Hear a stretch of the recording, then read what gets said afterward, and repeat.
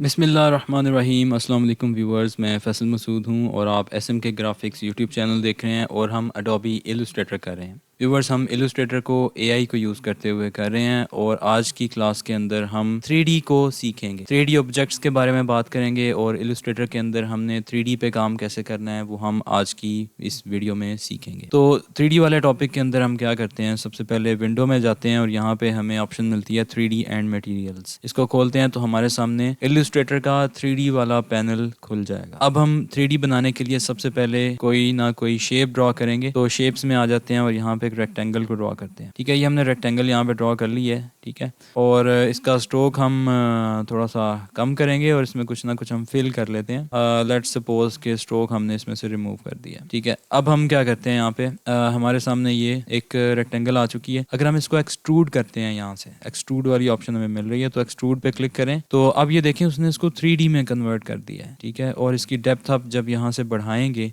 तो वो इसकी जो डेप्थ है वो बढ़ाता जा रहा है। ये देख रहे हैं, अब ये 3 यानी कि 3D का मतलब है 3 डायमेंशंस में अब आपको ये नजर आ रहा है। 2D का मतलब ये होता है कि एक्स एक्सिस और वाई एक्सिस के अलोंग आपको चीजें नजर आ रही हैं, एक्स और वाई एक्सिस के अलोंग। 3D का मतलब ये है कि 3 डायमेंशंस में अब आपको चीजें नजर आ रही हैं, एक्स वाई और जेड एक्सिस। ठीक है, अब इसकी डेप्थ भी आ चुकी है, डेप्थ हमारी जेड एक्सिस के अलोंग होती है। तो ये हमारा ओरिजिनल पाथ है और ये हमारी जो शेप है वो कन्वर्ट हो चुकी है 3D में, एक्स वाई जी। तो डेप्थ हमारी जा रही है जेड एक्सिस के लॉन्ग, जितनी बढ़ाते जाएंगे वो डेप्थ बढ़ती जाएगी। और अब हम इसको रोटेट करके भी देख सकते हैं। तो थोड़ा सा स्क्रॉल डाउन करेंगे तो यहाँ पे हमारे पास रोटेशन वाला पैनल आ रहा है। ठीक है, रोटेशन वाले पैनल के अंदर ये इसके एक्सिस आ रहे हैं। ठीक है, ये एक्स एक्सिस है, ये आपका वाई एक्सिस है और ये आपका जेड एक्सिस है। एक्स एक्सिस के अलोंग आपने इसको रोटेट करना है तो आप इसको यहाँ से ऐसे रोटेट कर सकते हैं। और अगर आपने इसको वाई एक्सिस के अलोंग रोटेट करना है तो आप इसको ऐसे रोटेट कर सकते हैं। और अगर आपने इसको जेड एक्सिस के लॉन्ग रोटेट करना है आप इसको यहाँ से ऐसे रोटेट कर सकते हैं। तो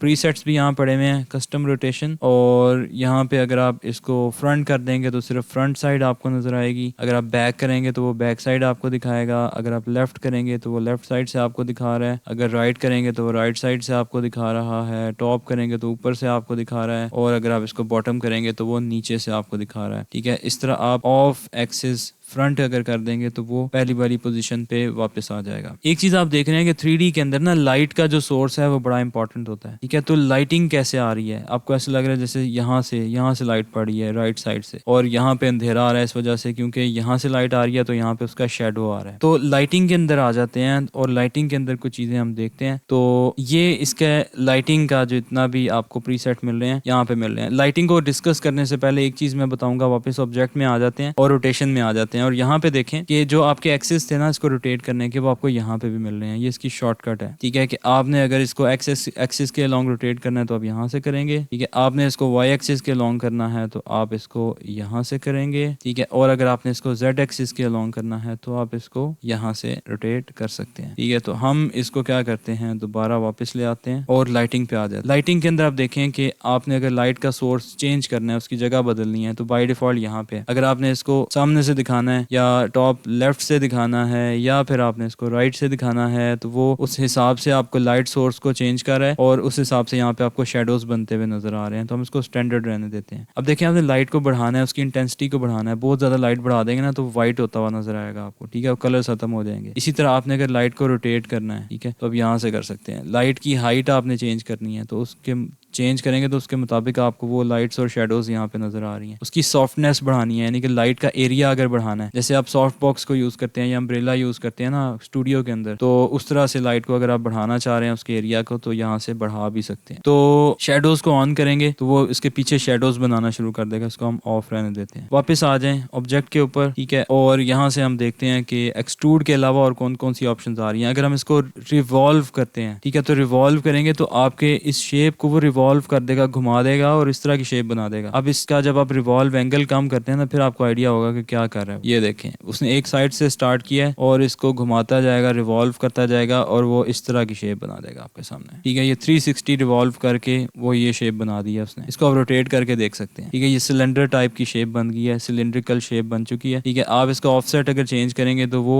यानी कि इसका रेडियस बढ़ाता जा रहा है। ठीक है, रेडियस बढ़ा रहा है तो वो जो शेप बनाई थी वो शेप उसके मुताबिक हमने इसको जूम आउट करके देखा है तो हमें ये इस तरह से नज़र आ रहा है, ठीक है। तो हम इसको कम कर देते हैं फिर से व्यूअर्स। इसके बाद अगर हम प्लेन पे जाते हैं ना तो वो प्लेन दिखाना शुरू कर देगा, लेकिन वो एक्स एक्सिस, वाई एक्सिस और जेड एक्सिस के अलॉन्ग आपको 3D में दिखा रहा है ये प्लेन, ठीक है ये प्लेन, लेकिन वो 3D के अंदर आपको दिखा रहा है। आप इसको रोटेट करके देख सकते हैं, ये देखें,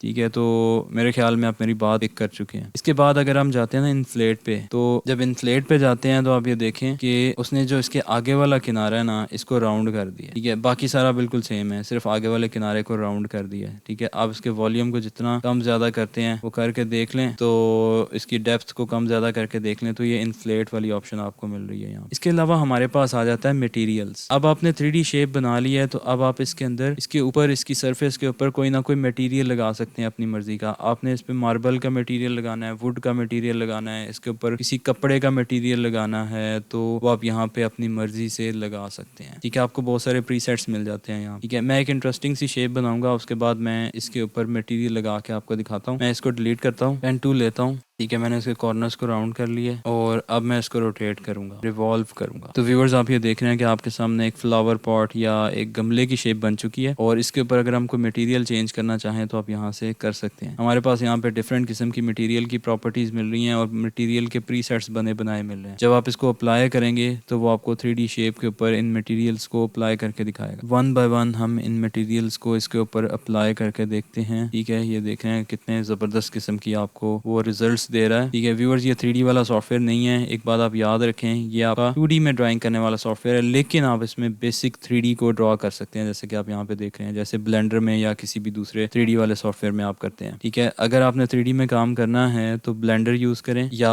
माया यूज़ करें या कोई और सॉफ्टवेयर यूज़ करें, वहाँ पे आपको बहुत ज़्यादा डिटेल्स मिल जाएंगी 3D के वाले से, ठीक है। लेकिन बेसिक 3D तो आप इलस्ट्रेटर में कर ही सकते हैं अगर आप कोई और सॉफ्टवेयर यूज़ नहीं करना चाहते, जैसा कि आप यहाँ पे देख रहे हैं, ठीक है। तो आपको ये मटेरियल्स भी यहाँ पे मिल रहे हैं, आप अपने मटेरियल्स को यहाँ पे ऐड भी कर सकते हैं अपनी मर्जी से, ठीक है। तो इनको आप अप्लाई करके देखें। आपकी असाइनमेंट यही है, आपने डिफरेंट एक्सपेरिमेंट्स करके देखना है, डिफरेंट किस्म की शेप्स को यहाँ पे ड्रॉ करके देखना है और डिफरेंट किस्म के मटेरियल्स को उनके ऊपर अप्लाई करके देखना है, ठीक है। अपना ख्याल रखिए, आपसे एक नई वीडियो में मिलूंगा इंशाल्लाह। SMK ग्राफिक्स को सब्सक्राइब कर लीजिए अगर अभी तक आपने सब्सक्राइब नहीं किया। टेक केयर, अल्लाह हाफिज़।